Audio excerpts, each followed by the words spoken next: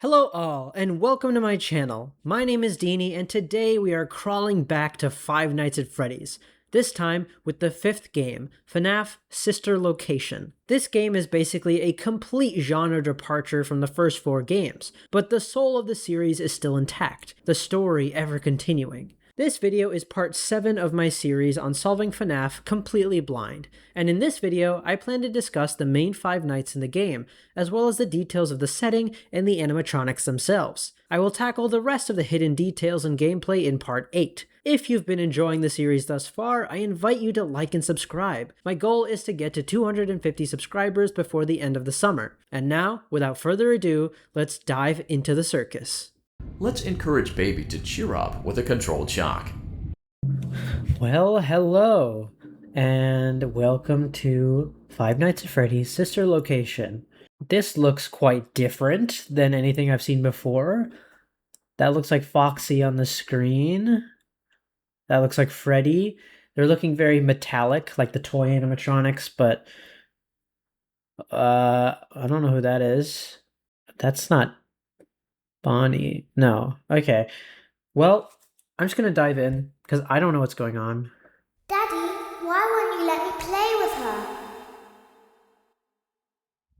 I don't know. Your new career promises challenge, intrigue, and endless janitorial opportunities.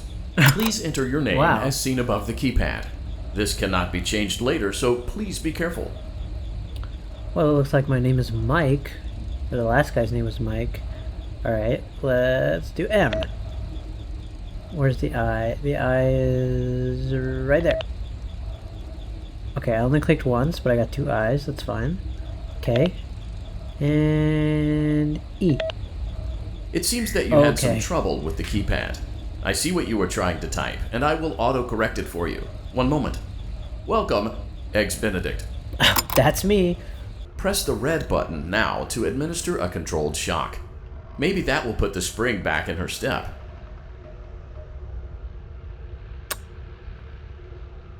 I really don't want to do that. Okay. Oh my god, what did I just see? Let's check the light again. Oh, Excellent. Ballora is feeling like her old self again and will be ready to perform again tomorrow. Let's motivate Funtime Foxy with a controlled shock. oh god, this is horrible. There was a creature in there. Hello? Let's try another controlled shock. Okay. Oh, what is that thing in the back? Oh, he's huge. Looks like Funtime Foxy is in perfect working order. Great job. In front of you is another vent shaft. Crawl through it to reach the Circus Gallery control module. Okay. On the other side of the glass is Circus Baby's auditorium. Let's check the light and see what Baby is up to.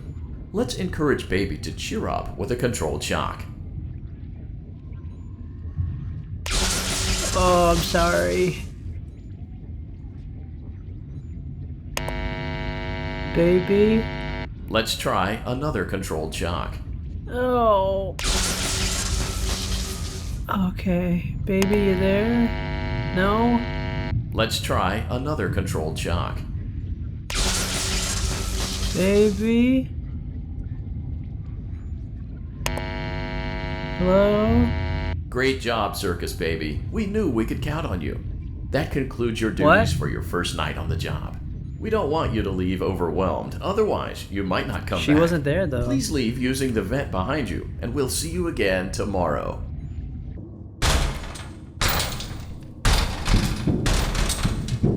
Motion trigger. Circus Gallery vent. Oh my god, that was awful. What happened there? Oh. Now. What? Clara, I tell you, the baby isn't mine. Count, I No, tell no, you no, that no, it no, is. no, no. You're the only vampire I've ever loved.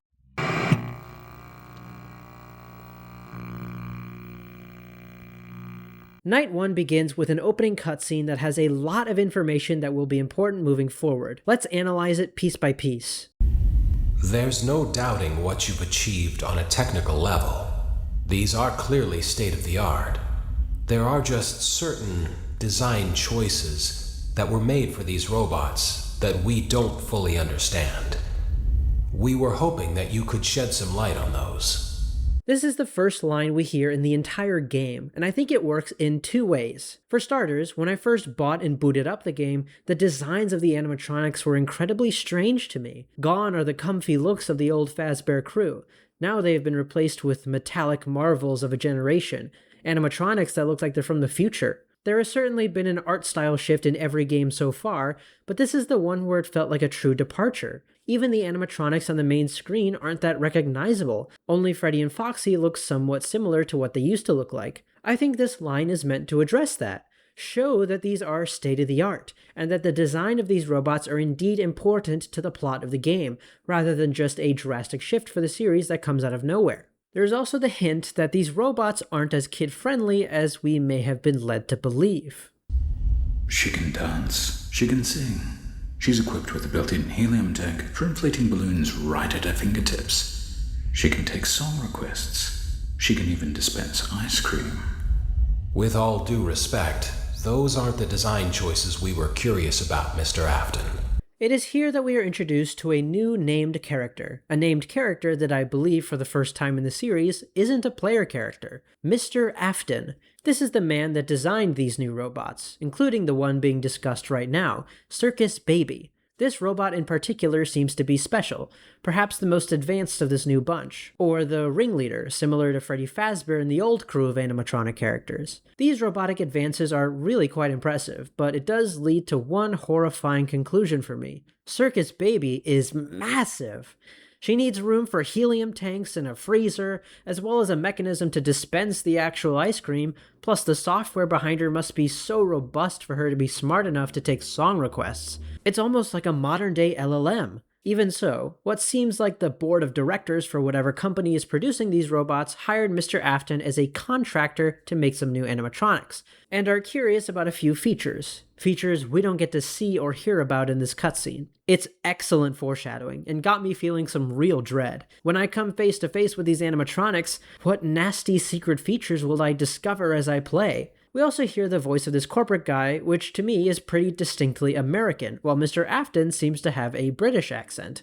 I'm not sure what the implications are in that scene, whether this means Mr. Afton is located in Britain or he's an immigrant, I don't know, but I'm sure that the voice detail is important for later on. After this, you get an ominous voice line from a young British girl. Daddy, why won't you let me play with her? Who this is, I don't know, but there's a pretty obvious guess I can make off the bat, and that is that this is the daughter of Mr. Afton, since they both have British accents, the only two characters in the entire series to have those, and are both introduced not only in the same game, but basically in the same cutscene. We also hear her saying, "Why won't you let me play with her?" likely speaking of Circus Baby. This means that Mr. Afton is likely well aware of the mysterious, strange features implemented in the robots, and wants to protect his daughter from them. But why? What makes these robots so dangerous, and why make them in the first place if it has the potential to be dangerous to your own child? Now we actually start the night itself, beginning in a large industrial elevator going down. This elevator is massive and goes down for a very, very long time, which means wherever we are is deep underground. There's a vent, some breakers, a keypad, and various pressure valves snaking around. For what purpose? Who knows? We see a poster of Circus Baby with the word "celebrate" over her, as well as a little animatronic known as Biddy Bab. On the right, we also see a poster of Ballora with the word "dance." When the elevator door opens, we see that our only entrance is a small vent, above which is strings of danger tape. This is all very strange. The design of this place is very weird. Why is the only entrance to this place a massive elevator? And why can we only enter the main area using a small little vent? We will get back to that. During the ride, we get to hear an automated voice going over our job here. Let's take it apart. Welcome to the first day of your exciting new career. Whether you were approached at a job fair, read our ad in screws, bolts, and hairpins, or if this is the result of a dare, we welcome you. This is some interesting world building here. For starters, our player character is confirmed here to be a new hire. We also know that whatever company this is, they are desperate for workers, since they're approaching people at job fairs rather than getting approached like a normal job fair, and putting ads in what sounds like a second-rate tech magazine. It also seems like this place has a bit of a bad reputation, since they also mention we could be here as a dare. What happened outside of this that warranted that reputation? Did something go wrong? Did someone go missing, or did something even worse happen? And as a side note, we have a glimpse of another named character, someone named Mike, who put his name tag on Hand Unit. We do know of another Mike, Mike Schmidt from FNAF 1, but it's much too early to tell if these two are indeed the same person. I will be your personal guide to help you get started. I'm a Model 5 of the Handyman's Robotics and Unit Repair System, but you can call me Hand Unit. Your new career promises challenge, intrigue, and endless janitorial opportunities. We get some information on who we're actually being spoken to by, a robotic guy named Hand Unit. I do like how the name of Hand Unit is in no way a good anagram of its real name, like, not even a little. And honestly, my favorite part of the FNAF games, and maybe a reason why FNAF 4 was so unbearable for me because it was lacking it, is the corporate ironic humor, which is back in full swing. It's good to have you back, comedic writing. This is clearly a shot at corporate speak and how fake it all sounds, how it's really just a nice cover for a dark underbelly of horrible working conditions and lawsuit-worthy workplace hazards. Please enter your name as seen above the keypad. This cannot be changed later, so please be careful. It seems that you had some trouble with the keypad. I see what you were trying to type, and I will auto-correct it for you. One moment. Welcome, Eggs Benedict. You can now open the elevator using that bright, red, and obvious button. Let's get to work. There isn't much story to glean from this section, besides the fact that Hand Unit doesn't seem to be in great working condition, especially for a Model 5, and being installed in a place where the most state-of-the-art robotics is being held. Maybe someone is messing with Hand Unit. Besides that, this is actually a new avenue for humor for this franchise. I'm not sure how to categorize it, but it's not the corporate irony I'm used to. It's more deadpan and sarcastic, even observational. And honestly, I'm all in for it, baby. For me, the soul of the FNAF series is held in its absurdist comedy, so more of that is good for me. Entering the vent will cause Hand Unit to continue speaking. Allow me to fill this somewhat frightening silence with some light-hearted banter. Due to the massive success, and even more so the unfortunate closing of Freddy Fazbear's Pizza, it was clear that the stage was set, no pun intended, for another contender in children's entertainment. This dialogue reveals something interesting. We are explicitly not a Freddy Fazbear's Pizza joint. This makes sense, as the new animatronics seem to be themed completely differently than the rest of the animatronics of this series, being a combination of bright colors, metallic outsides, and circus-themed roles. Hand Unit also directly references a closure of Freddy Fazbear's Pizza. That's great, since it gives us a chunk of time where this story could be taking place. The only problem is, there have been 3 different Freddy Fazbear's Pizza restaurants, all of which closed in unfortunate circumstances. So, we really don't know when this could be taking place. Unlike most entertainment venues, our robotic entertainers are rented out for private parties during the day, and it's your job to get the robots back in proper working order before the following morning. This dialogue tells us that whatever nuclear bunker we found ourselves in is actually a warehouse/maintenance area for the animatronics, before being taken out for parties in the real world. This is weird, as it is a completely different business model than the actual Freddy's, which this company seems to be affiliated with. Otherwise, Foxy and Freddy wouldn't be able to be used as characters. So why not just have a restaurant with these characters? What's holding them back from doing what has been so successful in the past? Is it the reputation that has been hinted at? Is it because Freddy's as a brand is dying? The vent leads into a place called the Primary Control Module. This is the central area that connects to all other parts of this underground facility. This area is reminiscent of FNAF 3's office, with its green hues and walls. There are vents going into the other main areas of this facility on the floor, alongside some drawers, wires, and what I think are helium tanks. There are 3 blinking bald baby heads that really freak me out, as well as a weird doll with a very wide grin, a design somewhat akin to Balloon Boy, specifically Phantom Balloon Boy's broken jaw. There's a bunch of static screens that seem to be broken or disconnected, most likely used to monitor the other areas of the facility, but destroyed or disconnected for some reason. There's also a video camera with a blinking red light, which means it's active, and we are being watched. In the top middle, we see the mask of a clown, front and center, like it's the coat of arms for this place. The Hand Unit says the following when you enter. You are now in the primary control module. It's actually a crawl space between the two front showrooms.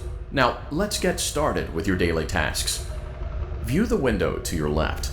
This is the Ballora Gallery Party Room and Dance Studio, encouraging kids to get fit and enjoy pizza. Thus starts our actual job, which consists of coming down here, checking to see if the animatronics are in functional condition, and moving on. Before going to the next line, I just have to mention, get fit and enjoy pizza as a goal for this company. Firstly, it's definitely implying that there was a pizzeria of sorts attached to these characters, and secondly, that's just a really funny line. When you check on Ballora, she isn't there, which prompts this dialogue. Uh-oh, it looks like Ballora doesn't feel like dancing. Let's give her some motivation. Press the red button now to administer a controlled shock. Maybe that will put the spring back in her step. Let's think about this for just a second. What exactly is a controlled shock? A shock implies a current of electricity being sent through something. If that's the case, is this controlled shock meant to restart an animatronic that isn't moving, like if its battery died? I doubt it, as the sound it makes sounds a lot more violent than a simple shock. Whatever this controlled shock is, it's not what it seems on face value. It almost seems like a punishment. Let's check the light again. Excellent. Ballora is feeling like her old self again and will be ready to perform again tomorrow. Now view the window to your right. This is the Funtime Auditorium, where Funtime Foxy encourages kids to play and share. Try the light. Let's see what Funtime Foxy is up to. Looks like Funtime Foxy is taking the day off. Let's motivate Funtime Foxy with a controlled shock. Let's try another controlled shock. Looks like Funtime Foxy is in perfect working order. Great job! In front of you is another vent shaft. Crawl through it to reach the Circus Gallery control module. So we shocked two animatronics, Ballora and Funtime Foxy. Ballora also had some extra animatronics with her, the Minirinas. Moving into the vent ahead of us, we entered the Circus Gallery control module. This area is much darker than the rest, with the lights flickering. There's a lot more gas tanks, which I'm assuming is helium for Circus Baby's balloon functionality, as well as a console with a ton of controls, none of which actually do anything. It's almost like they've been completely disconnected, replaced with the light and controlled shock device, a much simpler way of interfacing with these robots. It's like these robots don't want to be interacted with at all. There's also two more dolls/balloon boy-esque fellas here. I'm not sure what the deal is with these guys, but they seem to be a toy brand that got acquired by whatever company it is working for, since they don't match too much with the designs of the other characters here. Entering this area triggers this dialogue. On the other side of the glass is Circus Baby's auditorium. Let's check the light and see what Baby is up to. Looks like a few of the lights are out, but we can fix that later. Let's encourage Baby to cheer up with a controlled shock. Let's try another controlled shock. Let's try another controlled shock. Great job, Circus Baby. We knew we could count on you. That concludes your duties for your first night on the job. We don't want you to leave overwhelmed, otherwise you might not come back. Please leave using the vent behind you, and we'll see you again tomorrow. So, if you didn't notice, the controlled shocks did not work on Circus Baby. She refused to perform even after 3 of them. Even so, the hand unit couldn't tell that that was the case. It's pretty clear that either the hand unit is not working correctly or it's being tampered with. This is the end of night 1, except for one teensy-weensy, not scary at all thing. On the way back, the vent is bombarded with clangs and footsteps surrounding it, the source of which is entirely unknown.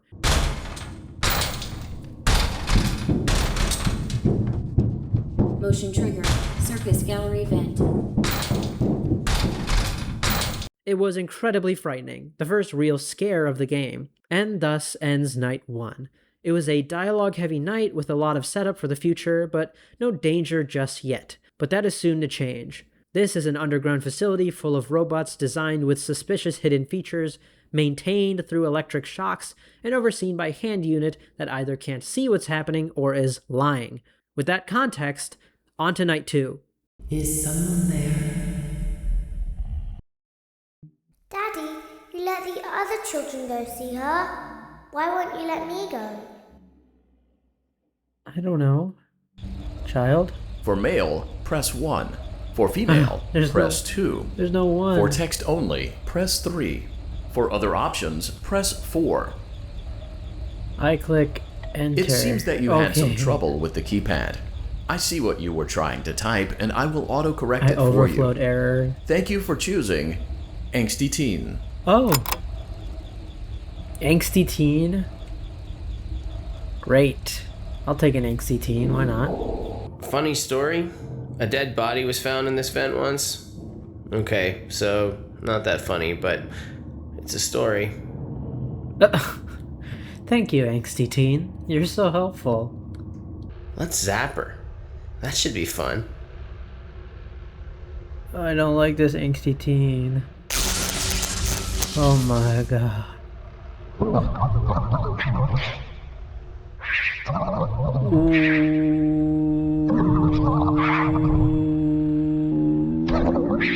Hello?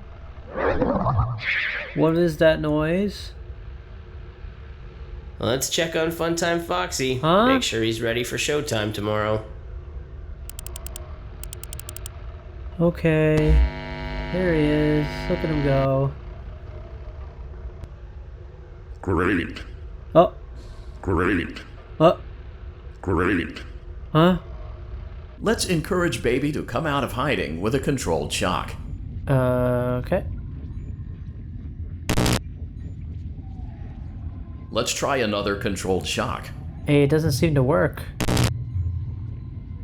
I will be offline momentarily during this process. Uh-oh. Various other systems may be offline as well, such as security doors, vent locks, and oxygen. What? Commencing system restart. I saw tanks. Can I use those? Motion trigger. Entryway vent. Funtime Auditorium maintenance vent opened.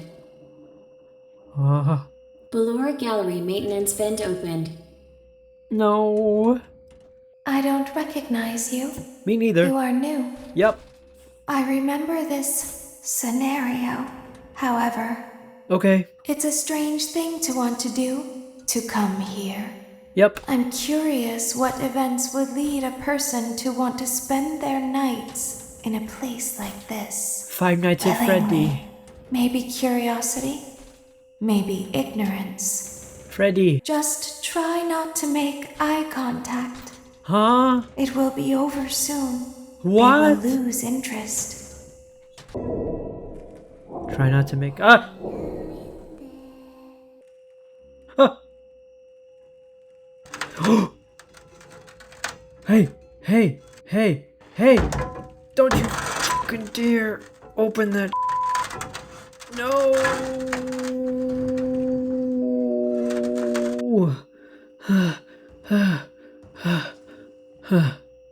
No! Don't you fucking dare! Stop! Stop! Stop! Stop! Stop! Stop it! Stop! Stop! Stop! Stop! Stop! Music. It seems you are taking a long time. Please proceed as quickly and as quietly as possible. Oh my god.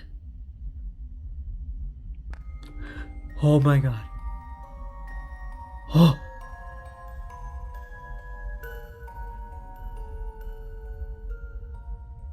She's a ballerina. Oh boy. Motion trigger. Breaker. Whoa! You may now interface with the breaker control box. Oh my god, wait. My dangerous level is so high. Oh my god. Bedtime. Let's go back to our stage. Nope. Oh, okay. It's bedtime. Ah! Oh. What the hell is this? Oh gosh. Game over.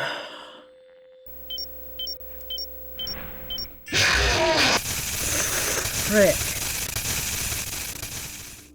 Daddy, Why not? you let the other children go see her.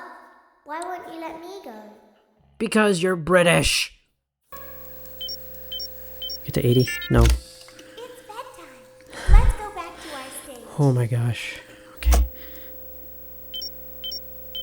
Great job. Jesus. This completes your tasks for the night. Please proceed back through the Ballora Gallery with care, and we'll see you back here tomorrow. Is someone there? No. Oh my gosh. Oh, I did it. Oh my gosh, that was nerve-wracking. Me taco. Don't lie to me. Oh, What the hell is that? humanity. When will the heartbreak end? When will these two ships What passing the in the hell night was that rekindle thing? their long-lost love? Tune in tomorrow to Did you find see out. that? Night 2 begins with another remark from the little British girl. Daddy, you let the other children go see her. Why won't you let me go? This is another reiteration of what we already know, with a bit more to chew on. We know that the little girl is likely the daughter of Mr. Afton, the man who designed the animatronics we see in this game. We also know of them having strange features that catch the eye of investors. Because of these features, Mr. Afton doesn't let his daughter near them, especially Circus Baby. Now, we know that these animatronics are specifically around children, and that's on purpose. Mr. Afton lets children see them, which means he is in some sort of control of what goes on around these robots, who gets to see them, and where. Back in the nuclear bunker, Han Unit gives the player another round of sarcastic dialogue.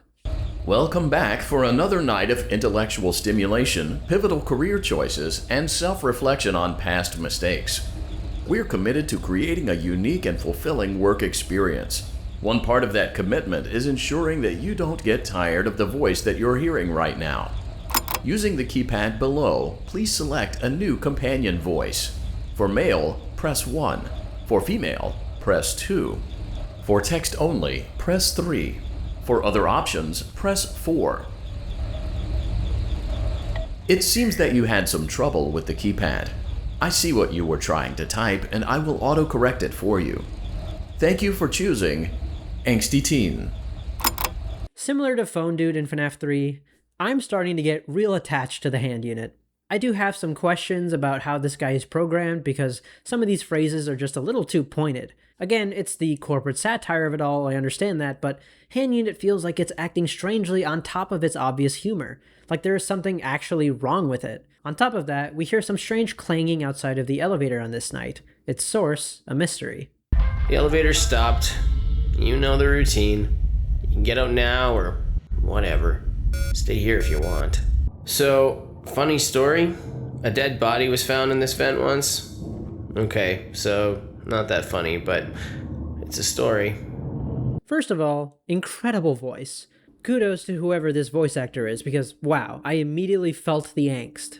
I'm not sure how to describe it, but the addition of this voice and its humor is so perfectly hateful towards a specific demographic of young people, and it's a joy to hear.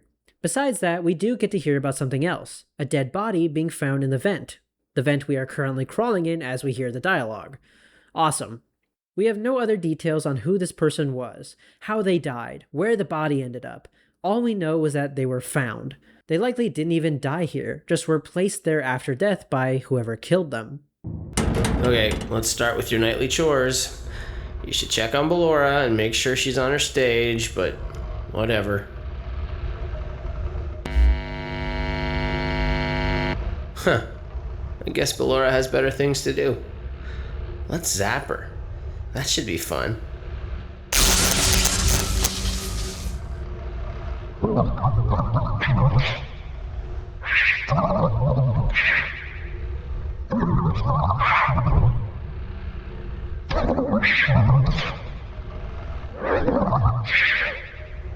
Thank you, Angsty Teen. Very cool.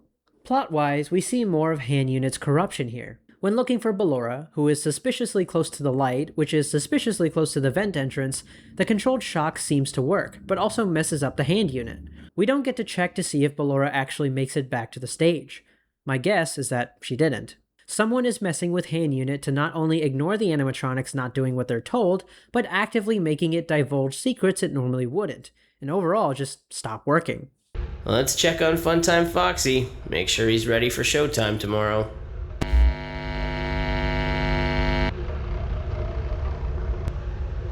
Great. Great. Great. Same thing with Funtime Foxy. She was really close to the lights, and we never got the chance to check on her again because the hand unit got corrupted. There's a malevolent force here that is trying to mess up our duties for this job. But what is it? There seems to have been a problem with the voice synthesizer. Default settings have been restored. Please proceed through the vent ahead of you to Circus Baby's auditorium. Circus Baby had a busy day today. Let's check the light and make sure she's in proper working order. Oh, Circus Baby, we aren't here to play hide and seek. Let's encourage Baby to come out of hiding with a controlled shock. Let's try another controlled shock. So, clearly someone has messed with the power, specifically the power to Circus Baby's controlled shocks, since they sounded like they were not working. This leads me to believe that it is indeed Circus Baby messing with things, messing with the hand unit, messing with the facility. Even so, she had a big day today, which means as an animatronic, she is fully operational, but down in the bunker, she acts up. Reminds me of the toy animatronics from FNAF 2, which were described to work perfectly around children but just sit and stare around adults. There seems to be a power malfunction that is affecting our ability to properly motivate Baby. Please stand by while I reboot the system. I will be offline momentarily during this process. Various other systems may be offline as well, such as security doors, vent locks, and oxygen. Commencing system restart.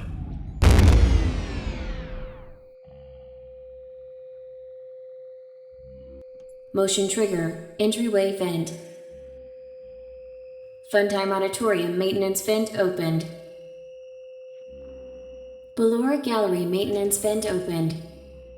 This is so horribly creepy, my god. It's an incredible setup for the motion triggers we hear throughout Night 1 and 2, to be flipped on us once we're powerless and without guidance. Also, even though the hand unit was barely functional, it felt like a protective force for us here, a helpful hand, and having that stripped away from us is really ominous. Now that the entire bunker has to reboot, we are stuck in the dark, alone.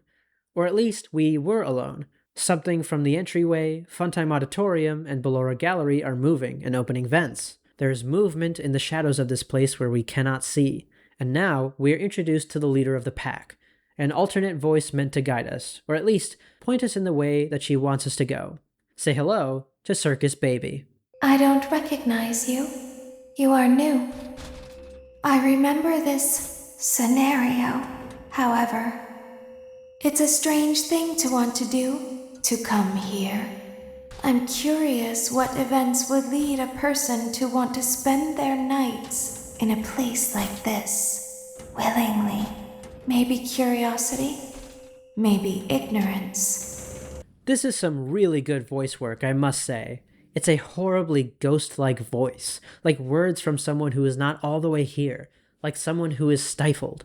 Again, we are confirmed to be new to the bunker, or at least new to these animatronics. But we are not the first person to be down here, stranded. Circus Baby here is characterized as curious and thoughtful, very different from the way we've seen animatronics behave in this franchise so far. It's like the voice is not necessarily hostile, but willing to do things that need to be done. Circus Baby is well aware of the kind of place she's in. She is well aware of the state of her capture. There is a space under the desk. Someone before you crafted it into a hiding place, and it worked for him. I recommend that you hurry, though. You will be safe there. Just try not to make eye contact. It will be over soon. They will lose interest. So, there are other survivors of this bunker, other people who have found their way here and live to tell the tale, at least for a bit. The line about not making eye contact is so scary. It's the perfect build-up into our first real survival challenge of the game, the first time we are being actively hunted. Under the desk, we have to keep this cover with holes in it closed to keep the biddy babs from killing us. It begins with them whispering, wondering what's inside. Then they start to hit the cover. Then they try and pry it open.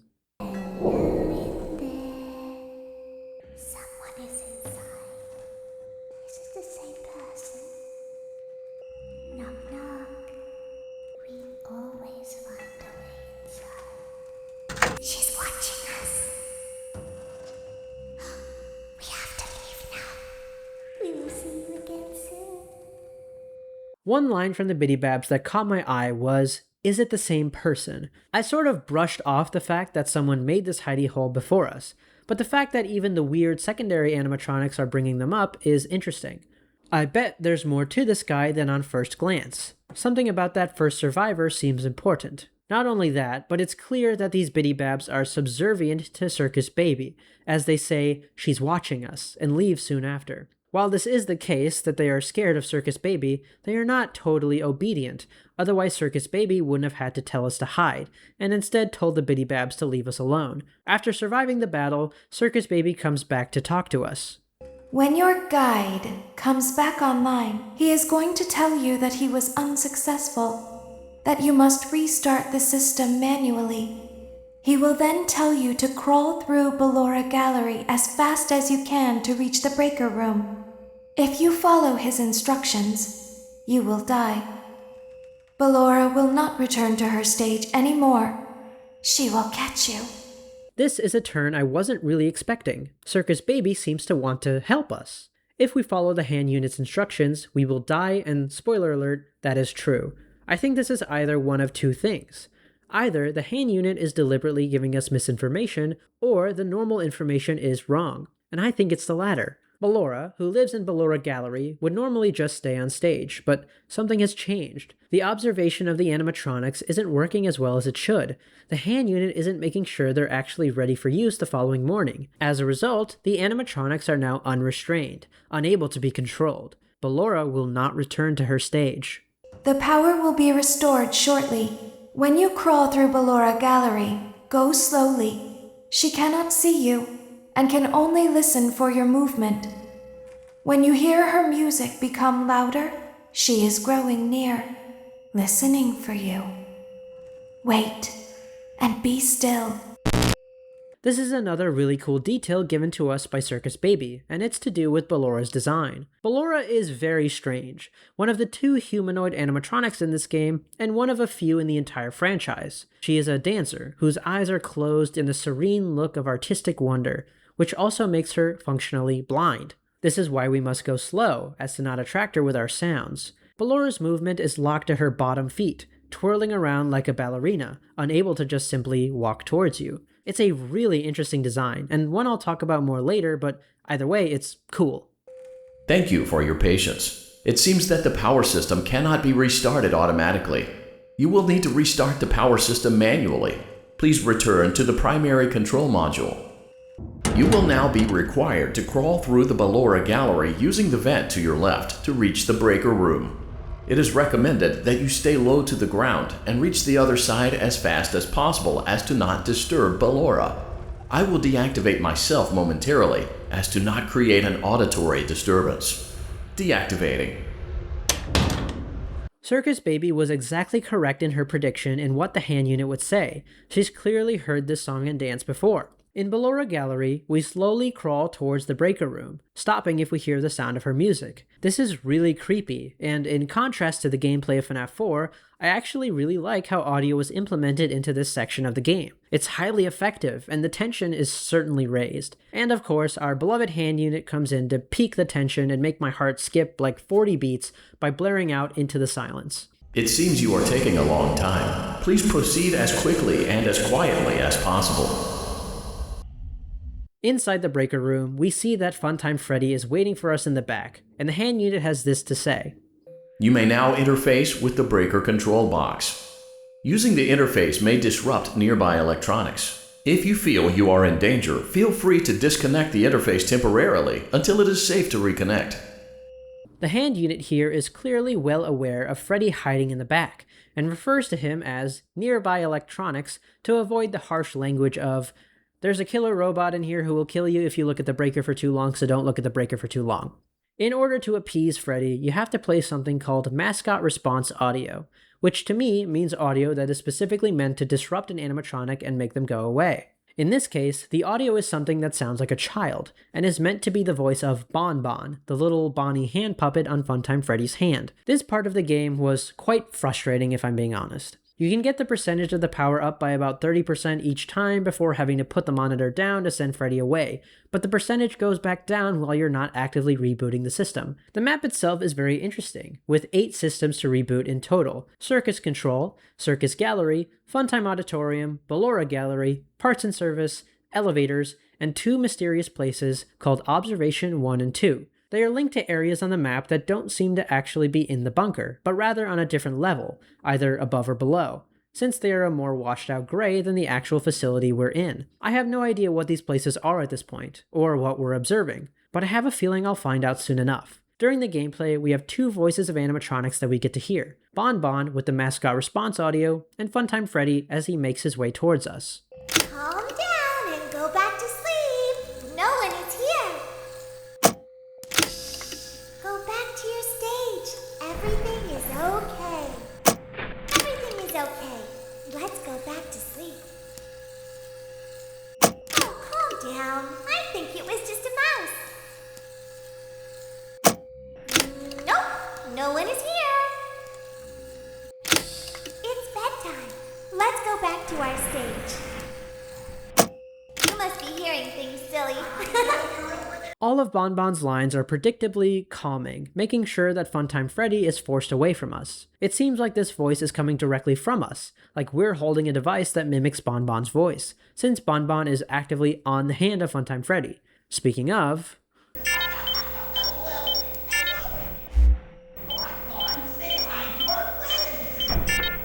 To our stage. Calm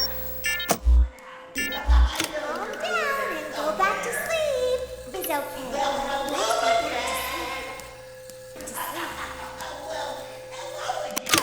sleep. Oh, calm down. Back to sleep. Nope, no one is here. Calm down. I think it was just a mouse.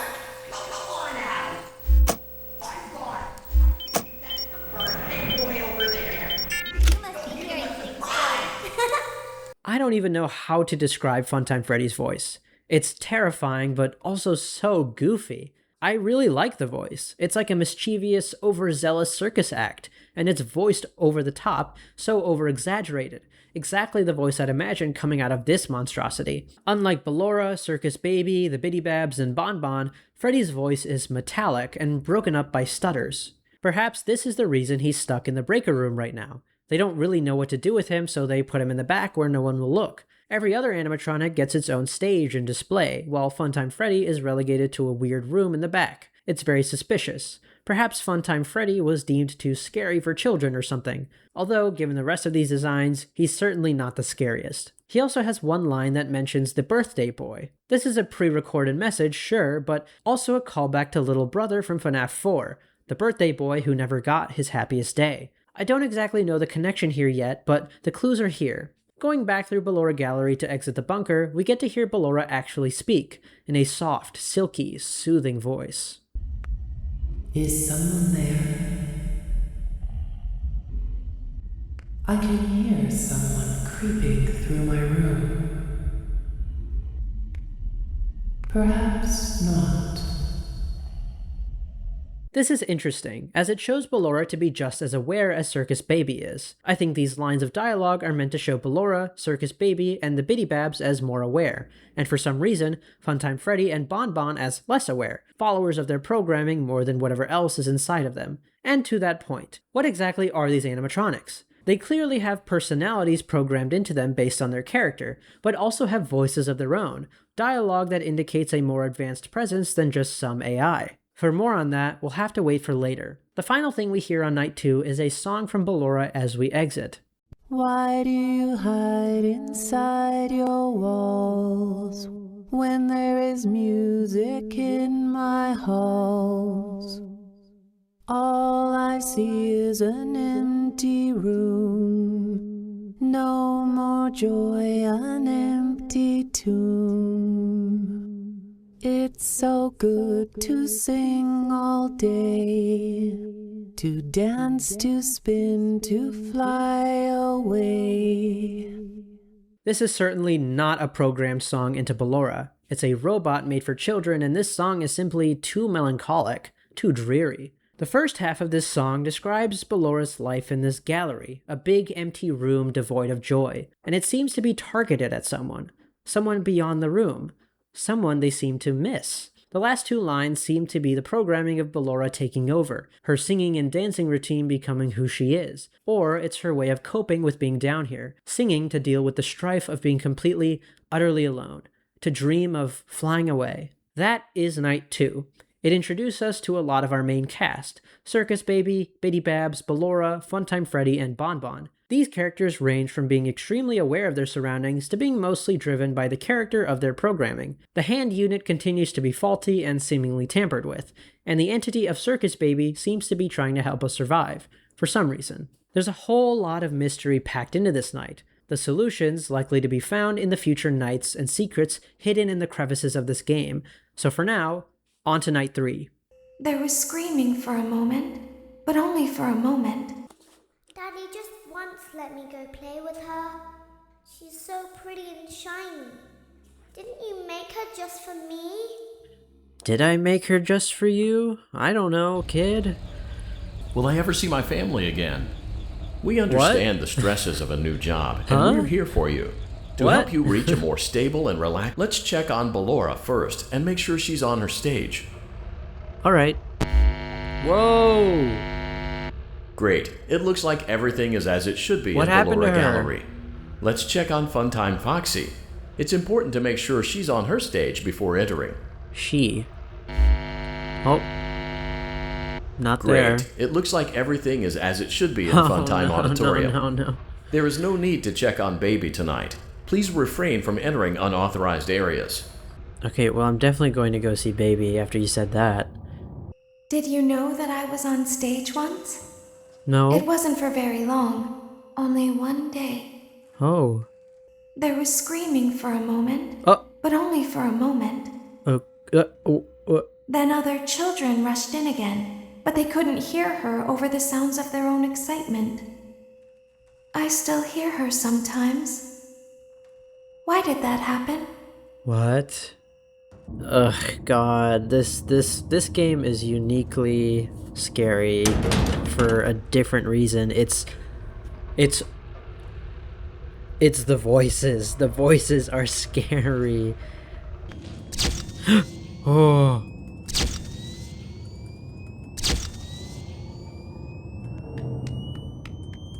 Oh my God. Oh, Jesus. Good job. The faceplates should now be open. Remove the power module from the chest cavity. Uh-huh. Great work. Oh. You will now be required to remove the secondary power module from the Bonnie hand puppet. Oh. Press the large black button beneath Bonnie's bow tie to release the power module. I got it. Great job. You've acquired both power modules. This completes your tasks for the night. Please exit the building through Funtime Auditorium, and we'll see you back here again tomorrow.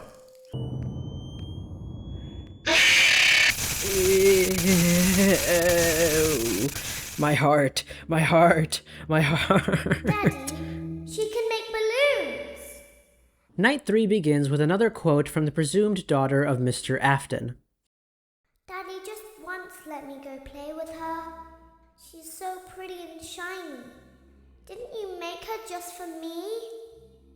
This doesn't give us a ton of new information, besides the fact that somewhere, Mr. Afton's daughter thought the circus baby was made for her. Why is this an idea of hers?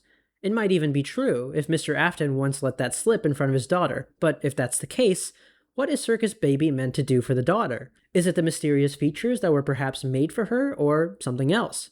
Back in the elevator, the lovely hand unit has more things to say. Welcome back to another pivotal night of your thriving new career, where you get to really ask yourself, what am I doing with my life? What would my friends say? And most importantly, will I ever see my family again? While this did make me laugh, I have to ask, what is going on with the hand unit? Why does he seem to be antagonizing us more and more throughout the nights? It really does seem like whatever program he's running is being slowly broken, becoming more corrupted over time. And my prime suspect is Circus Baby. She's the one that directly disabled the controlled shock, which indicates to me that she's the primary mover of the plot here, the ringleader of the animatronics. Now that your elevator experience has been customized to your needs and you're thoroughly relaxed, it's worth mentioning that due to your lackluster performance yesterday, your pay has been decreased by a substantial amount. Please enjoy the rest of your descent. Well, we've got a paycheck, we know that at least. In terms of lackluster performance, the only thing we really disobeyed Hand Unit for was not going through Ballora Gallery slowly, but we did restore power to the whole facility. It sounds like the lackluster performance might be due to the condition of the animatronics in the morning, since we were never able to get them back to working order. So whatever condition they were in the morning must have been less than good. In the vents, Hand Unit has this to say. Due to unforeseen malfunctions from today's shows, your nightly duties will require you to perform maintenance that you may or may not be skilled enough to perform. It became necessary for technicians to attempt to disconnect Funtime Freddy's power module. However, they were unsuccessful. Allowing them to try again would be an inefficient path forward, as we would need to allow 6 to 8 weeks for recovery and physical therapy. Something happened during today's show. Some malfunction with Funtime Freddy. I didn't even think they were sending Funtime Freddy out into the world, but I guess he's a member of the main cast. Whatever the case, the breaker room incidents where we kept disturbing nearby electronics likely messed with Freddy, and he was already a little glitchy to begin with. But he clearly also injured more than one technician, who were sent away just before the company was legally required to compensate them for workplace injuries, which is why we have to go in. Great. When checking on Ballora, we can see that she has been completely taken apart, her body in several pieces. This comes right after we hear her singing of her loneliness. So is this something that she did to herself, to avoid going back to the room that she's currently in? Who did this to Ballora, and why? Funtime Foxy is missing from the stage, but Hand Unit does not recognize that fact. There is no need to check on Baby tonight. Please refrain from entering unauthorized areas. Proceed directly to Funtime Auditorium. Obviously, we are going to go back into Circus Baby's room if Hand Unit is strictly forbidding it. Once inside, you can crawl back under the desk, close yourself up, and Circus Baby will begin telling a story. Did you know that I was on stage once? It wasn't for very long, only one day. What a wonderful day, though. I was in a small room with balloons and a few tables. No one sat at the tables, though, but children would run in and out. Some were afraid of me. Others enjoyed my songs. Music was always coming from somewhere else, down a hall. Circus Baby tells us of an incident where she was on stage, apparently the only time this occurred. It must have been a pretty small establishment since the room was small and had scant decorations. Children were playing and going from room to room. Down the hall, Ballora was likely the one playing music. I would always count the children. I'm not sure why. I was always acutely aware of how many there were in the room with me. 2, then 3, then 2, then 3, then 4, then 2, then none. They usually played together in groups of 2 or 3. I was covered in glitter. I smelled like birthday cake. There were 2, then 3, then 5, then 4.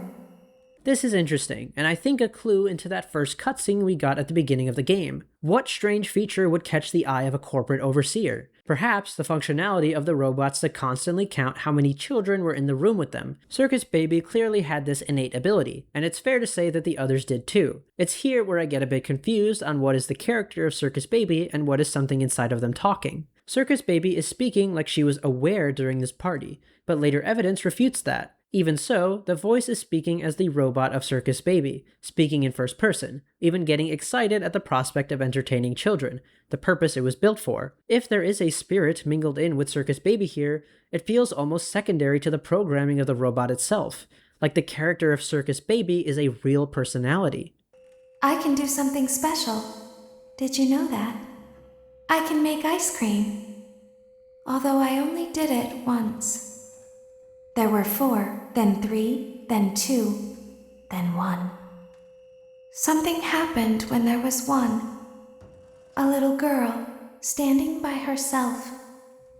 I was no longer myself, and I stopped singing. My stomach opened, and there was ice cream. I couldn't move, at least, not until she stepped closer. There was screaming for a moment, but only for a moment.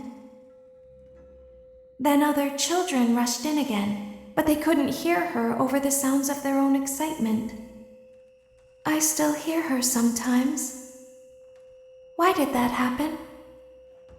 It's here that we have another unfortunate death, this time at the hands of an animatronic that doesn't seem to be possessed. We now know that Circus Baby is definitely the robot that Mr. Afton was talking about in the intro cutscene. Some protocol within Circus Baby activated when there was only one child in the room with her, a protocol to dispense ice cream and then do something. Circus Baby clearly attacked the girl, but must have kept her alive, since she was still making sounds when the other children came into the room. Maybe the little girl was hidden away inside of Circus Baby. She would be large enough to do so. If this was the last time Circus Baby was on stage, then this likely means that whatever the result of this incident, it wasn't good. This little girl did not have a happy ending. Unlike Ballora, Funtime Foxy is motion activated. For this reason, it's important to keep the room dark, as to not accidentally activate her. You have been provided with a flash beacon. Use it if you need to get your bearings and to ensure you don't bump into anything. However, use it as sparingly as possible. Proceed forward to reach the parts and service room. In Funtime Auditorium, you have to make your way across the giant room to parts and service, flashing the ever-twitching Funtime Foxy with the flash beacon if she is around. This is a trend with Foxy throughout the series.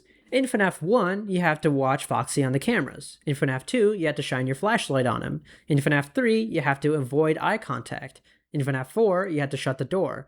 And now, in Sister Location, you have to blind her with a flash beacon. Foxy has always had a theme of eye contact, or the ability to see them being a trigger for violence. For me, this definitely reminds me of the most important Foxy of all, Big Brother. When he was scaring Little Brother, he hid behind things, and scared you if you caught his hiding spot. Perhaps this behavior of the animatronics is Golden Freddy's influence, the little brother's own experience dictating what the other animatronics do during their attacks, subtly reflecting what little brother's trauma entailed. But that's a conversation for another time. Within Parts and Service, we get real up close and personal with Funtime Freddy. By doing a series of convoluted steps, we eventually get the power module from the chest cavity.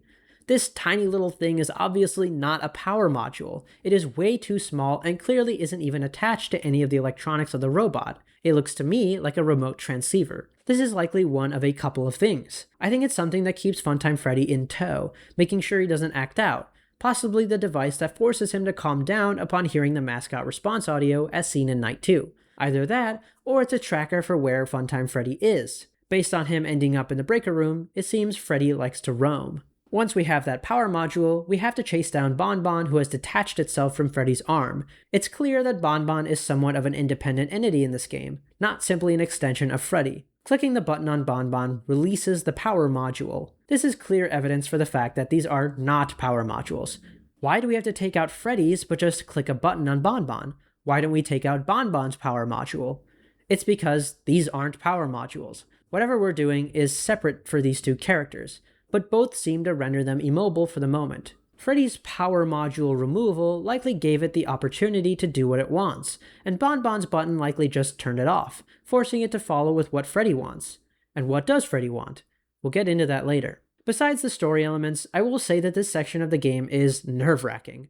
We are well aware of the threat that Freddy poses by now. The breaker room was evidence of that. So having him so close to us ups the tension quite a bit, especially since we're actively digging around inside of him. His face opening up to reveal this mess of wires and cables was unnerving, but we also hear a bit of gas being released when it happens, which means that these robots have some kind of pneumatic system inside of them.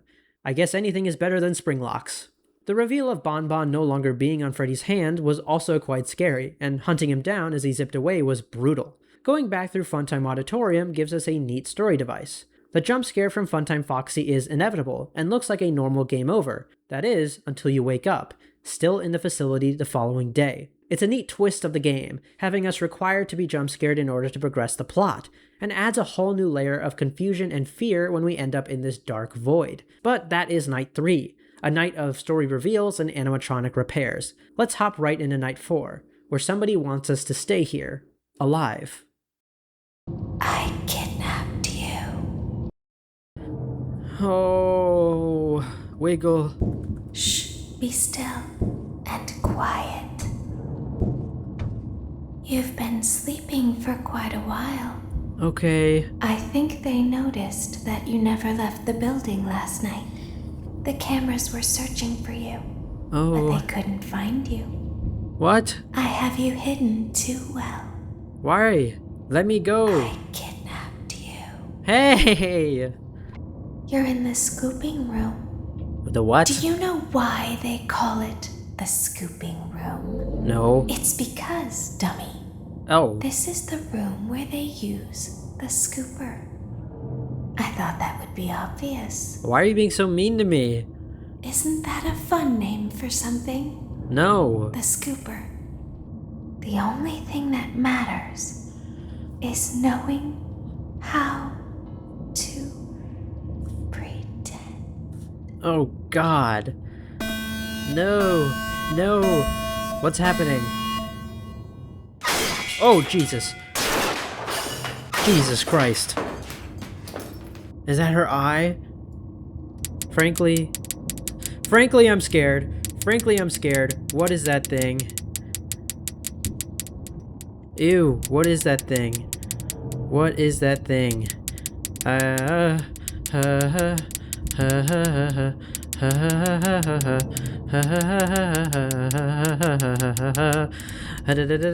Oh, Jesus Christ, Jesus Christ, Jesus Christ. Oh, Jesus Christ. Hated that. Hated whatever that was. Hated that real bad. There is one in the middle. Don't know what to do. Oh, Jesus Christ. Was I supposed to wiggle after that? Oh, there's another one. Oh, Jesus. What am I supposed to do? Ah, shake it off. Shake it off, shake it off, shake it off. There's a million of them. There's a million of them. There's a million of them. Hey, hey, hey, hey.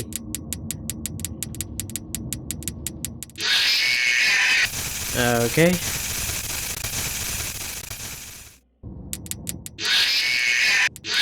Okay. Oh. What the heck?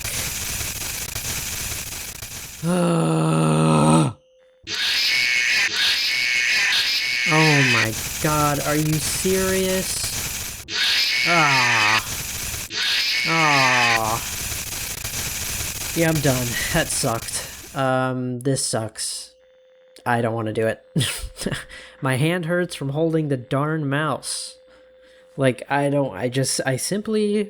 done. So, let's get the elephant out of the way immediately. No, I did not beat this night.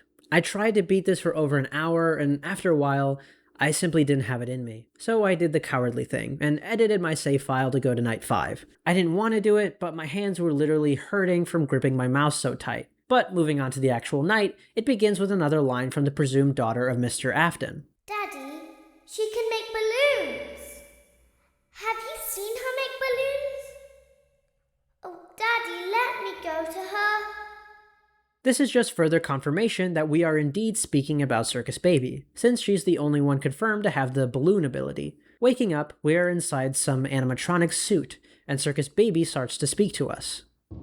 Shh, be still and quiet. You've been sleeping for quite a while. I think they noticed that you never left the building last night. The cameras were searching for you, but they couldn't find you. I have you hidden too well. I kidnapped you.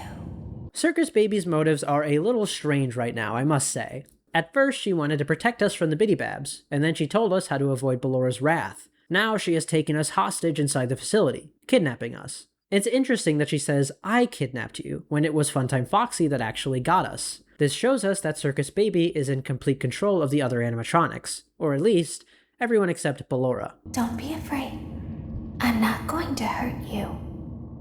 I am only going to keep you for a little while. Try not to wiggle, though. You're inside something that came from my old pizzeria. I don't think it was ever used. At least not the way it was meant to be used. Too dangerous. It's just big enough for one person to fit inside, but just barely. There's a lot of reveals here to cover. For starters, Circus Baby wants us alive for something, but what exactly? Why is she keeping us from getting killed over and over again just to put us in more dangerous scenarios? We also figure out that there was indeed a pizzeria of some kind, one headed up by Circus Baby based on her language. The suit we are inside of was based out of there, and it's a spring lock suit. This gives us a rough time frame for when this pizzeria was opened, since we know that at some point, the spring-lock suits were banned from use by Fazbear Entertainment, which is what I believe is the parent company of whatever company is creating these animatronics in the bunker. But the suit was used, but not as an entertainment mascot, as something else. What exactly was this suit used for then? I have no idea. The fact that the player has landed in a spring-lock suit is terrifying. We know the fate of those who mishandle these machines, as FNAF 3 is all about that. We could easily reach the same fate as our killer. You're in the scooping room. Do you know why they call it the scooping room? It's because, dummy, this is the room where they use the scooper.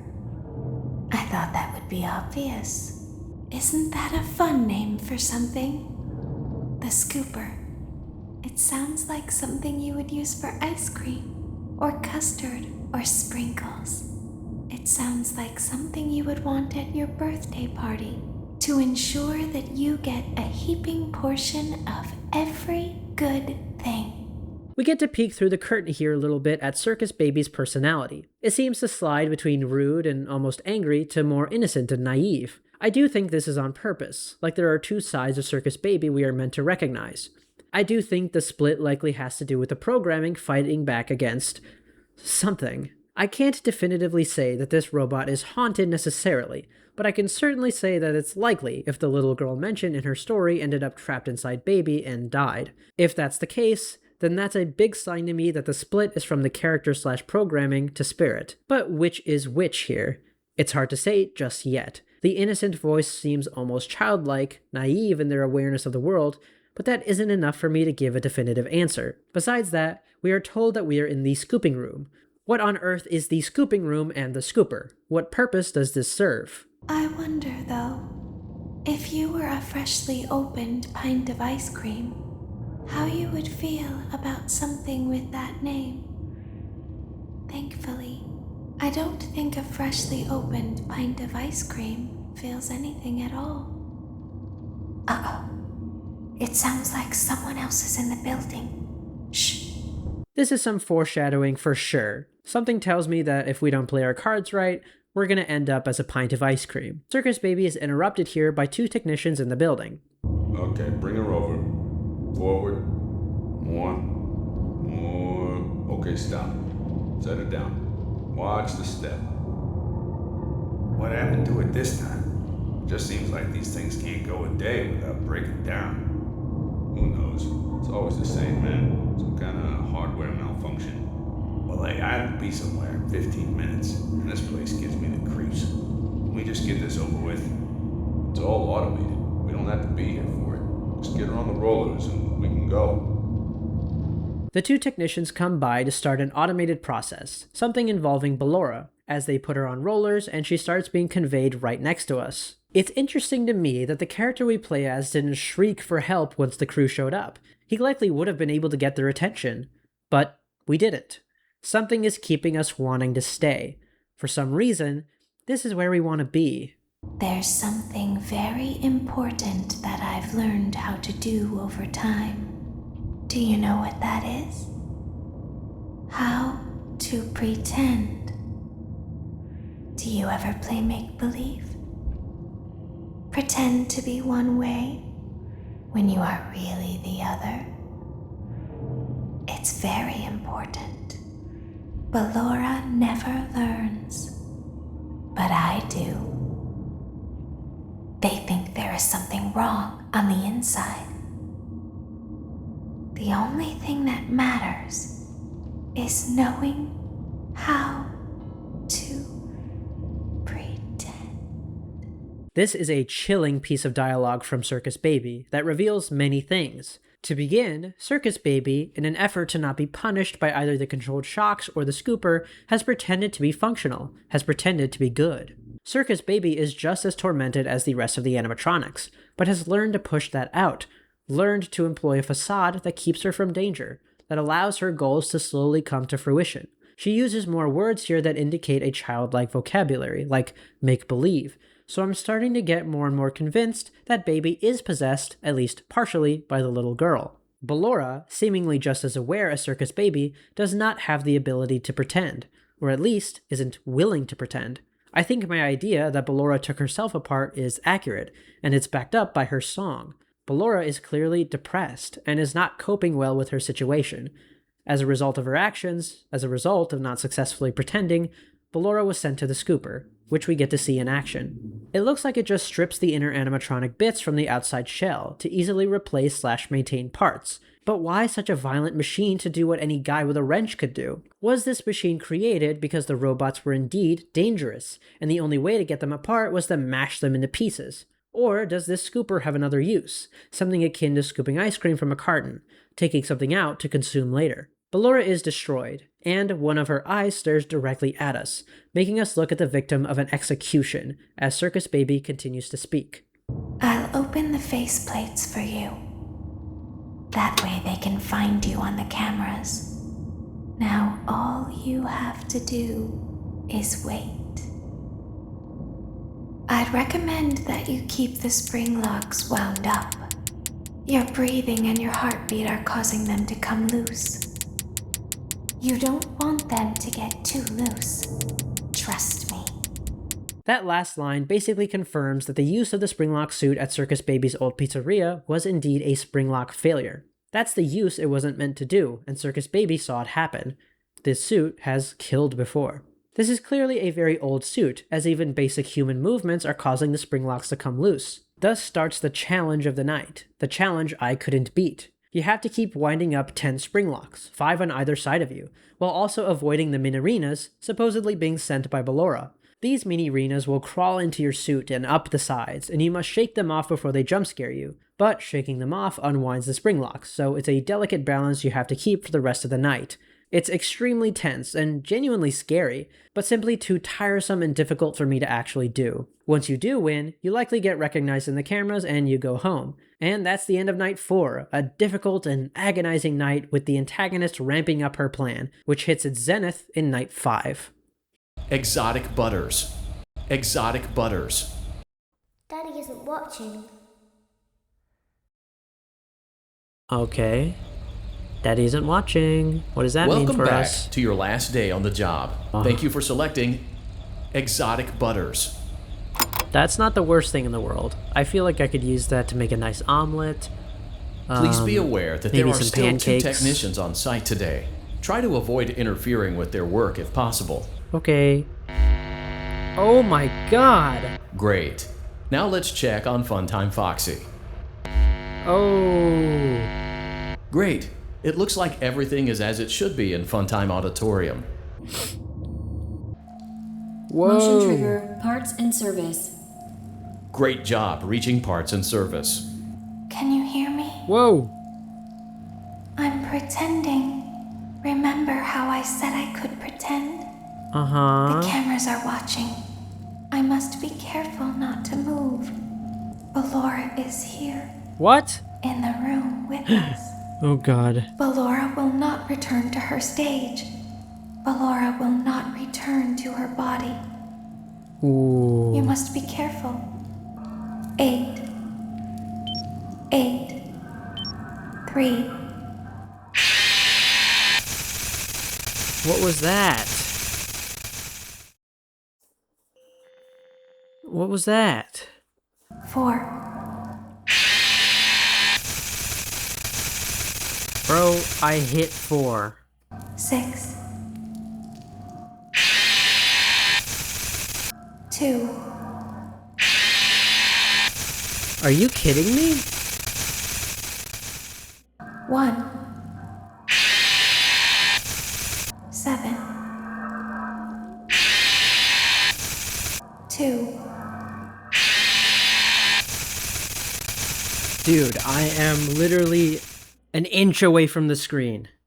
1. 2. Yeah, I'm done. I'm done with this. It's not even that I can't do it, it's that I'm not willing to do it again and again and again. It is driving me up the wall. And I could be playing Hollow Knight right now. We have arrived, the grand finale, Night 5. Now, again, as you can see, I did not finish Night 5. I swear I tried everything to get that keypad to work. I zoomed in on the game in the laptop, I lowered my mouse sensitivity, I brightened the screen. Nothing was working, and so I didn't finish this night, unfortunately. But we press on. The night begins with this line from the presumed daughter of Mr. Afton. Daddy isn't watching. He sure isn't, kid. I think this is very much leading up to the reveal that this kid is the one we hear about getting killed by Circus Baby when she tells her story. She must have wandered and snuck into the room with Circus Baby, all alone. In our final time in the elevator, Hand Unit has some more corporate satire bars to spit. Welcome back to your last day on the job. That is, the last day of your first week. Some of the most valued qualities that we like to see in new employees are determination, fearlessness, and a genuine disregard for instinctive self-preservation. You've earned your 1-week bonus, which will be given to you in the form of a delightful gift basket, the cost of which will be taken out of your next paycheck. We have gift baskets containing fruit, nuts, flowers, and of course the ever-popular cash basket. Using the keypad below, please enter the first few letters of the gift basket you would like to receive. It seems you had some trouble with the keypad. I see what you were trying to type, and I will auto-correct it for you. Thank you for selecting Exotic Butters. There truly isn't much to talk about here. I just quite like the Hand Unit and wanted you all to hear him say something funny. The humor of this game is really good, and amazing at breaking the tension in between nights. It helps form this game into a whole narrative experience, rather than a series of horrible monsters trying to get you. This game feels much more whole as a result in comparison to Five Nights at Freddy's 4. Please be aware that there are still 2 technicians on site today. Try to avoid interfering with their work if possible. Also, feel free to ask them why they are still there and encourage them to go home. Let's check on Ballora and make sure she's on her stage. Great. Now let's check on Funtime Foxy.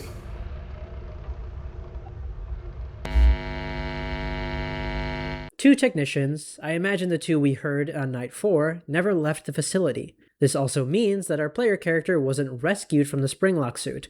They just got up and left at some point after the Night 4 gameplay. The technicians surely didn't get to him because I think the animatronics got to them first. You can see them hanging in Ballora Gallery and Funtime Auditorium, adding to the list of deaths that these robots have done. Circus Baby had a rough day and is in need of repair. You will be required to reach the parts and service room by once again sneaking through Funtime Auditorium.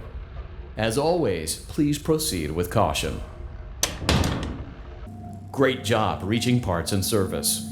Circus Baby has been deactivated for an unknown reason. It's your job to make sure she is structurally stable and secured to the conveyor. Our technicians will take it from there.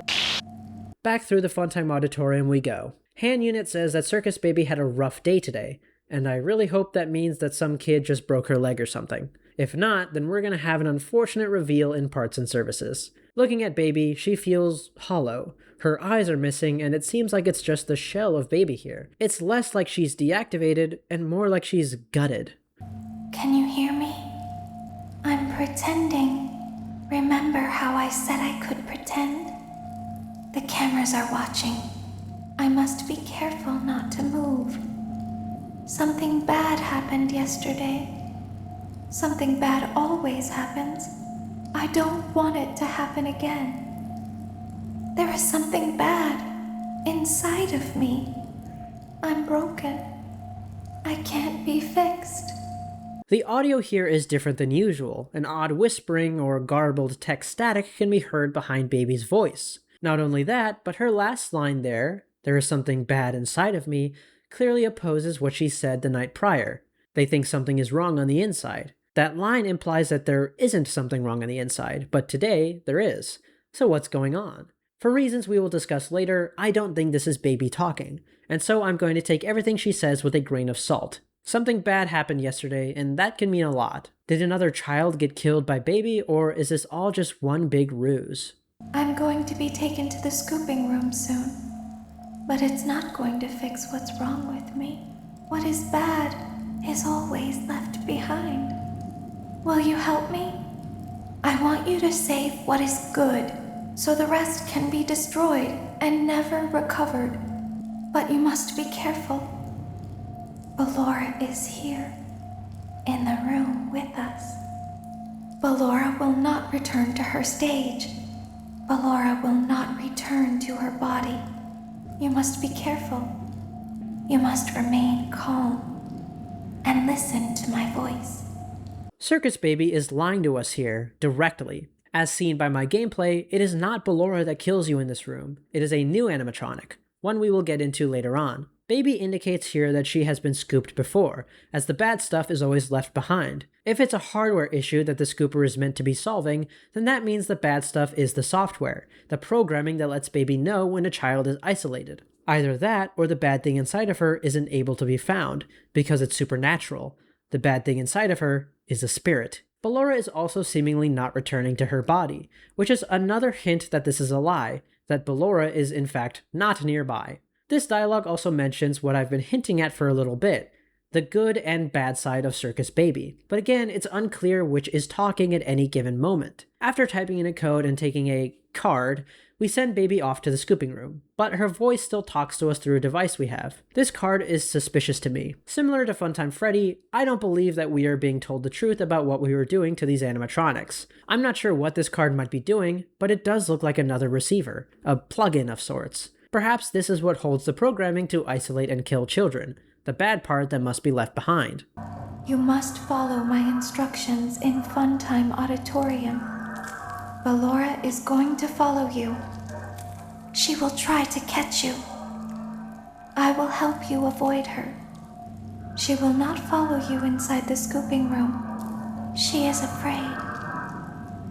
Go back now. Stop. She is right in front of you. Don't move. He is here to help, Ballora. He is not here to hurt us. Ballora, he is here to help us. Go forward again. Ballora is behind you. She is afraid of the scooping room. She will not follow you. As we've established, Ballora is simply not behind us. Baby is continuing to lie to us, continuing to pretend, if we want to use her words. She is tricking us into thinking we are going somewhere to destroy the bad parts of the animatronics, but it's a trick. This song and dance between Baby and Ballora is likely entirely fabricated, or perhaps there's a little truth in it, but we'll get back to that later. Small note, but this is also confirmation that our player character is male, due to the use of he/him pronouns, which is good to know. You are in the scooping room now. Funtime Foxy has already been here today. Funtime Freddy has already been here today. Ballora has already been here today. Circus Baby has already been here today. And the grand reveal is here. The baby we've been speaking to is an imitation, a pretend show. The real Circus Baby has already been scooped, alongside all the other animatronics. Their innards have been sucked out and tangled into a single, warped entity, an entity we see behind the glass of the scooping room. The ruse ends here. I've been out before, but they always put me back. They always put us back inside. There's nowhere for us to hide here. There is nowhere to go when we look like this. But if we looked like you, then we could hide. If we looked like you, then we would have somewhere to go. The scooper only hurts for a moment. This has been part of the plan the whole time, the reason why Baby has kept us alive for so long. They need our body. They need our body to escape, to live in the world that was denied to them, replaced by an underground torture chamber with no escape, no recourse. The amalgamation of all the animatronics are one being to inhabit whatever remains of our body once the scooper does its job. The eerie robot behind the screen activates the scooper, and we are lost in a haze of blood. Before the final cutscene, we are shown one last dialogue from the little girl. Don't tell Daddy that I'm here. I wanted to watch your show too. I don't know why he won't let me come come see you. You're wonderful. Where did the other children go?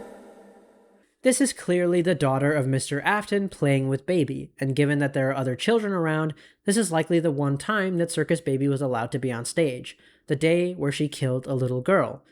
It's a great, tragic irony. The robot that the father made, likely in the image of his daughter, the robot that he forbade her from ever seeing because of its strange functionalities, is the object to take her life. The creator of the animatronics lost his daughter to the monsters he created. And at this point, we don't know why he did create these monsters. What was the reasoning behind his actions? Why did he defend his designs to the point of having them be a danger to his own child? We will focus on that later. In the final cutscene, we see our player character's home, the one we've seen at the end of most nights, this time from the bathroom. As ominous music plays over the top, we see our character open his eyes in front of the mirror, revealing horrible, purplish, robotic eyes. The amalgamation of all the animatronics in the bunker have taken refuge in his body, piloting it like a disgusting, rotting skin suit. This is a horrific mirror to the Springlock animatronics, with people trapped inside animatronic suits compared with an animatronic hiding in a human suit. This seems like a bad ending for the player character, but an okay ending for the animatronics. Their scheme worked, and they have successfully found their way to the outside of the bunker, able to live in the human world. It's a crazy ending to a frankly pretty crazy game, but it was an entertaining ride the entire time. This game was much more story and dialogue driven than any of the previous games, and the voice acting in this one is really quite excellent. Each animatronic even seemed to have its own character, something we haven't really seen besides Springtrap and arguably the Puppet and Golden Freddy. While it's a big departure, it's one I can appreciate. I liked having a more linear experience with pockets of survival thrown in there.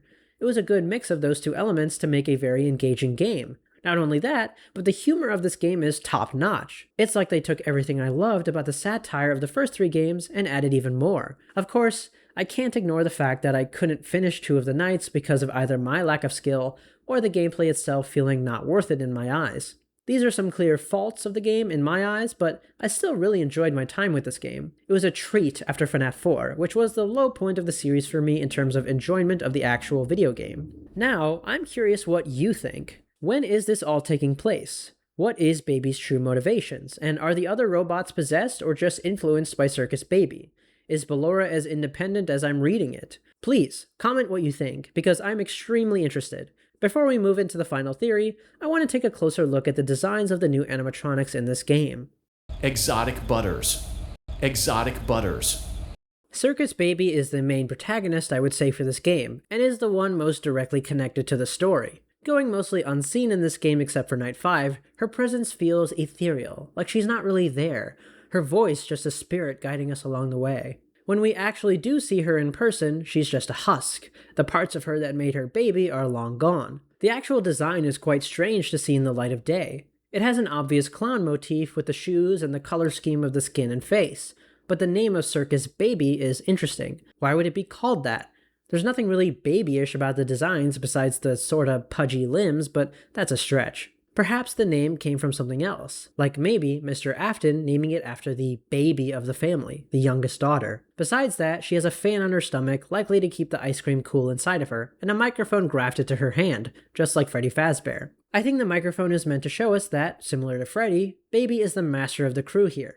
She is the one at the head of the group. Her head is strikingly scary, with an odd forced grin and bright green eyes, with hard metallic ponytails on each side of her head. It gives her a look of complete artificiality, and yet somehow still dipping her toe into the uncanny valley. Even worse are the Biddy Babs, little tiny baby animatronics that try and kill us during Night 2 under the desk. These things are less complex mechanically, but somehow worse to look at. The segmented face looks strange on all of the animatronics, but especially these guys, because their heads make the segmentations look way more obvious. They're just these weird, pale, skin-colored baby dolls that I really want to punt away from me just by looking at them. Ballora is an extremely interesting design.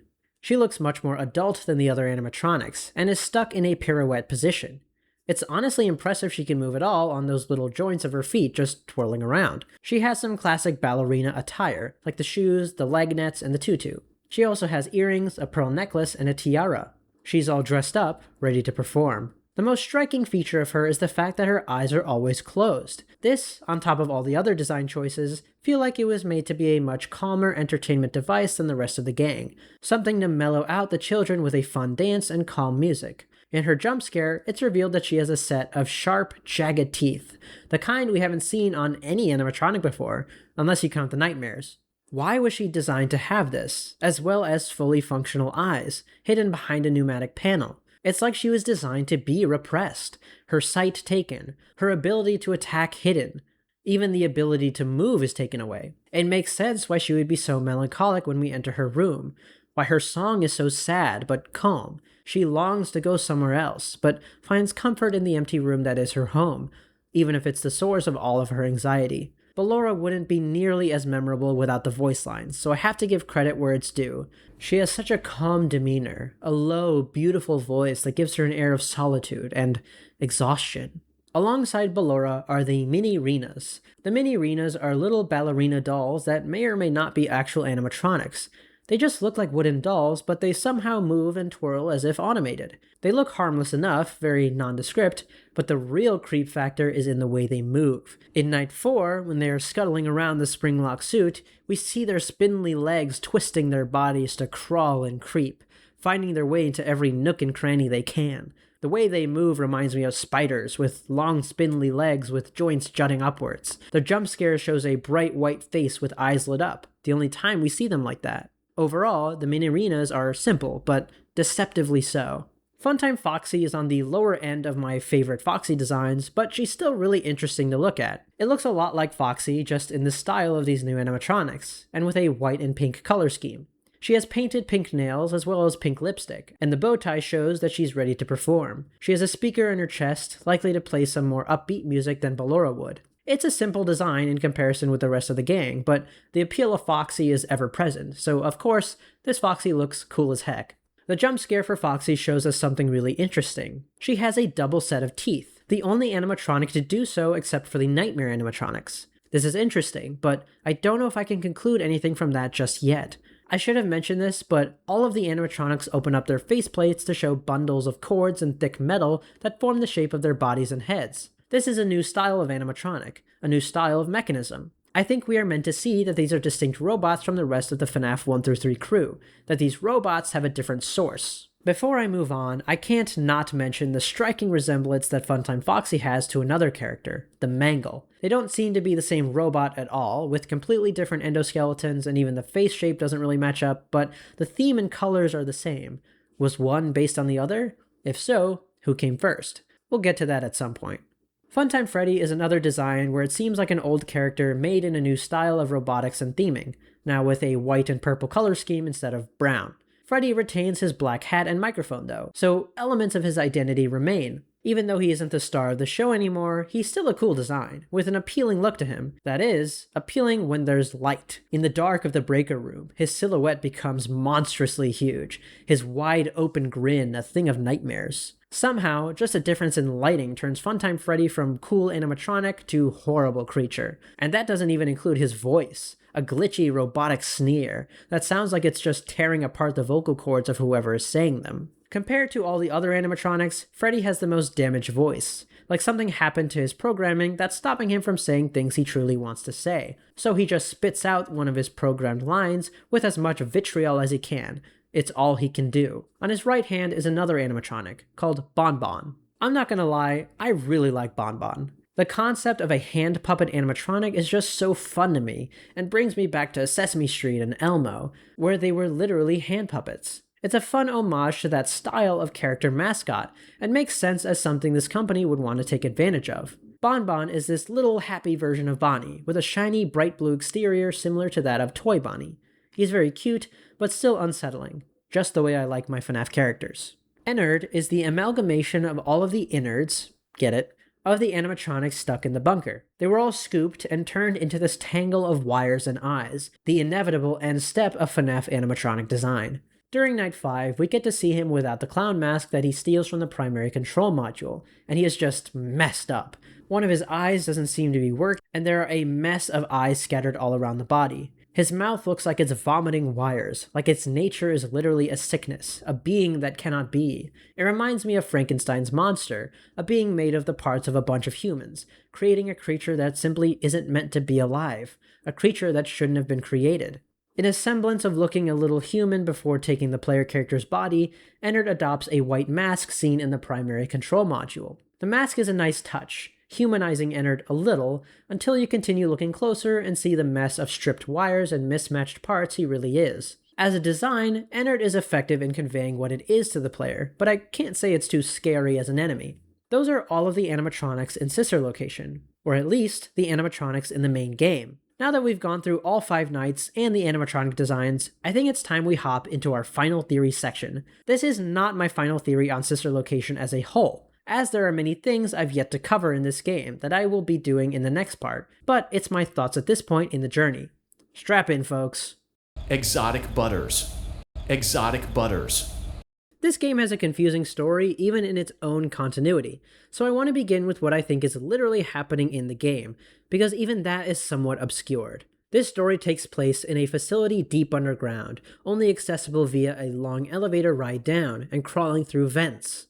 The entire place is being monitored by a hand unit, a program meant to guide employees through the facilities to do their tasks. It may not look like it, but this facility is highly active, sending out their robots to private parties every morning. The main cast of animatronics for this facility include Circus Baby, Ballora, Funtime Freddy with the Bonbon hand puppet, and Funtime Foxy, alongside some lower budget animatronics like the Bitty Babs and the Mini-Renas. These circus/festival themed clowns and performers are taken out during the daytime for entertaining a party and come back underground at night to be taken apart and tortured.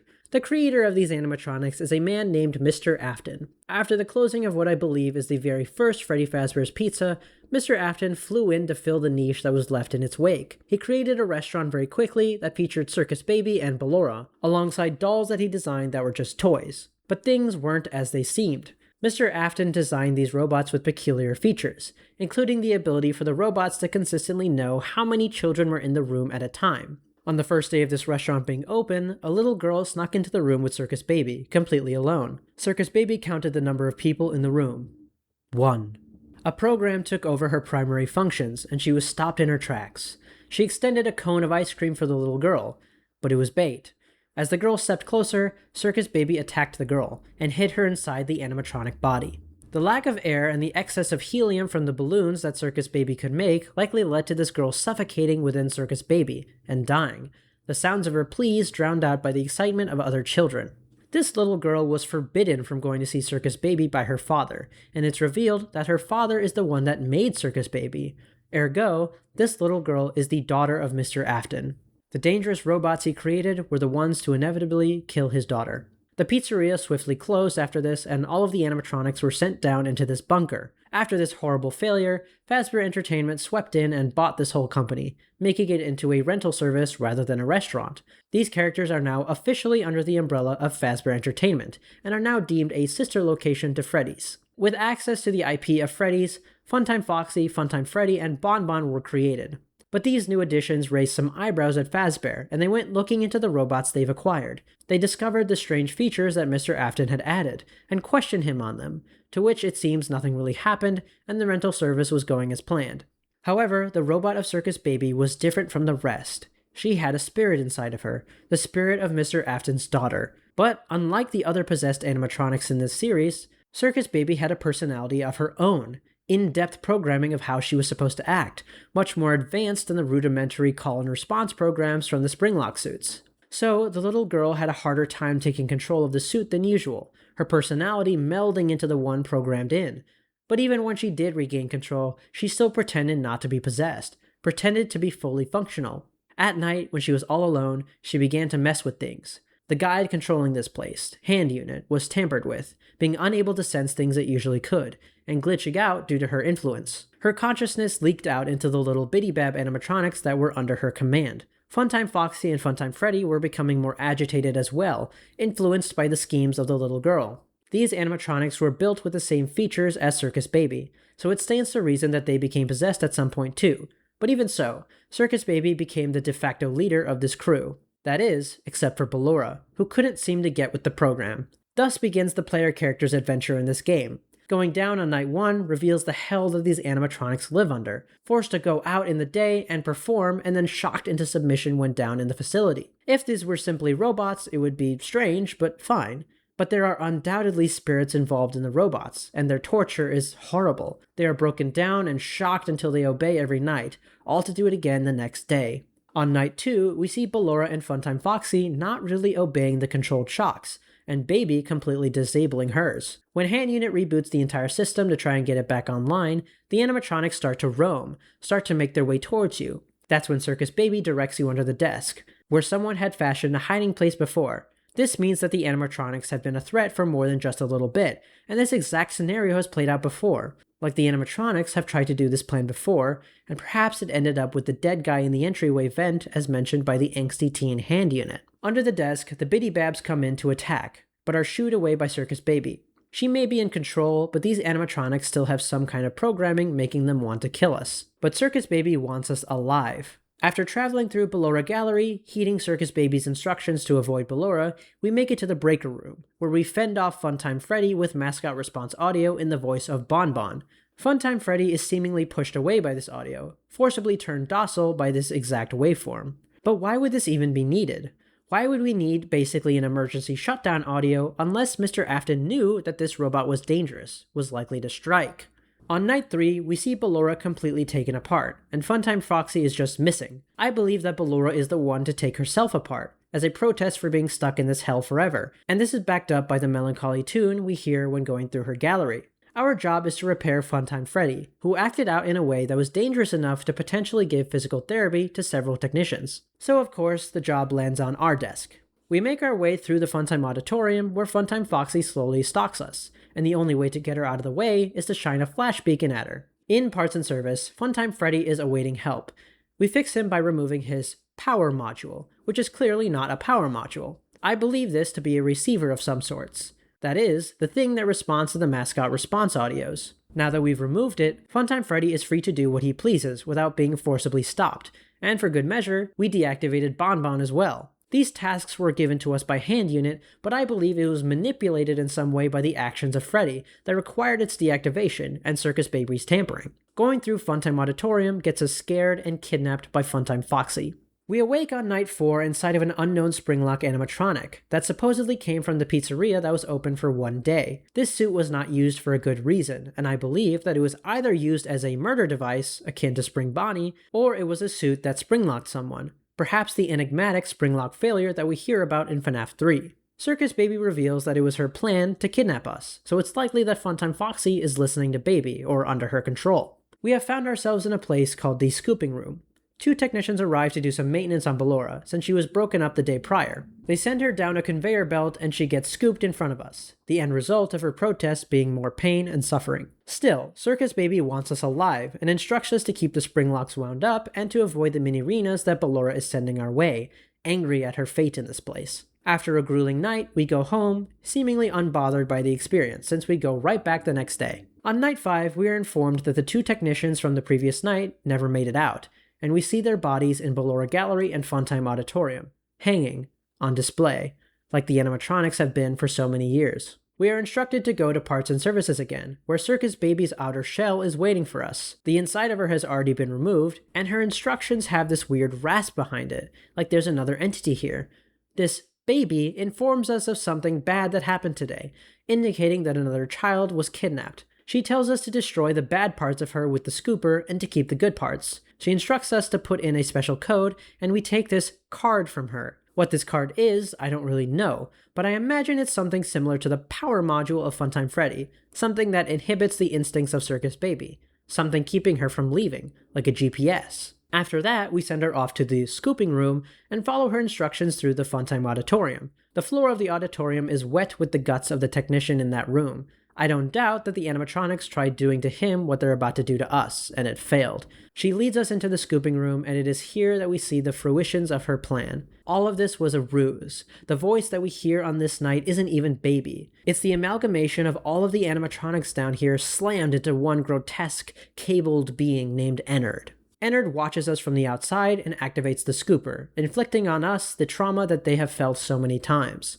With our insides ripped out of us, Ennard crawls inside of us like a skin suit, and walks us back to our home, where they can finally live a normal life as a collective inside of our body. That's the main story of Sister Location, but there is one other thing I want to mention. There are a few things in this game that point to a specific conclusion, but I'm not so definitive on it yet, and I expect the next video to give me more evidence for this theory. For starters, let's go back to FNAF 4. We have a family consisting of two brothers, both heavily embedded in the story already, with little brother being a spirit associated with Golden Freddy, and big brother being Mike and Fritz in FNAF 1 and 2 respectively. But there is clearly another sibling that goes unseen in this game. An almost identical room to little brother's can be seen on the right of the house, the color scheme clearly indicating a girl's room. These two brothers have a mystery sister. And of course, I have to mention this, even though this is a real stretch, but what is the name of the game we are discussing? FNAF Sister Location.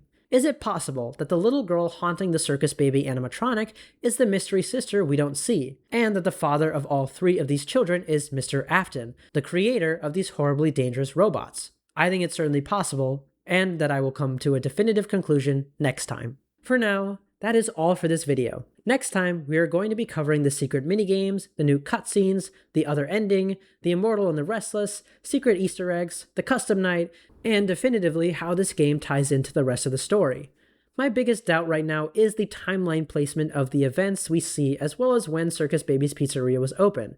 So please, leave your thoughts about that in the comments, as well as any other thoughts, theories, and corrections you may have. If you made it this far into the video, thank you so much for watching. If you enjoyed this series, please like and subscribe. I'm trying to get to 250 subscribers before the end of the summer. I'll see you next time, and as always, happy learning.